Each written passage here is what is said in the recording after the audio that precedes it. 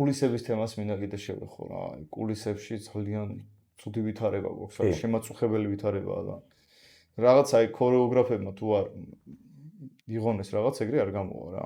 კი ბატონო. აი ძალიან ხშირია რომ გახარ ნომერს უყურებ და ხედავ აი პირობითად ხევსურული გადის და აჭარულის ბავშვები სცენაზე დგანან. კი ბატონო. სცენაზე შეიძლება უშუალოდ არ დგანან, მაგრამ კულიში იმ დონეზე არიან, ფარდის უკანა მხარე აქვს დაკავებული ისე რომ სცენაზე ჩანს და არ არის კარგი როცა კომპოზიციას უფუჭებს რაღაცას, რაღაცა მიშრომა და თავისი რაღაცა ის. კი, ეგერთი და მეორე მოცეკვავეს უშლის შესვლაში.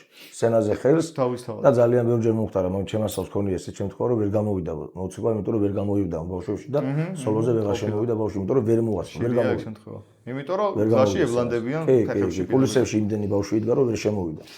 ხო და ეს ბავშვების დანაშაული კი არ არის, არის უშუალოდ ქორეოგრაფის დანაშაული, იმიტომ რომ ხო იმას უნდა რომ შეიჭყიტოს და შობელიც უნდა რომ დაინახოს, რაღაც თავი გამოყოს, მაგრამ შენ ქორეოგრაფა უნდა ამ შემთხვევაში ხელმძღვანელის დანაშაულია ეს, იმიტომ რომ ხელმძღვანელს უნდა ქონდეს სწორად მოსწავლეთან მიღებული ეს ყველაფერი გაანაზებული სცენაზე სანამ გამოიყოს, უნდა ასწავლოდეს და ასწავლიდეს ამ ყველაფერს, რომ კულისებში დგომა არ შეიძლება.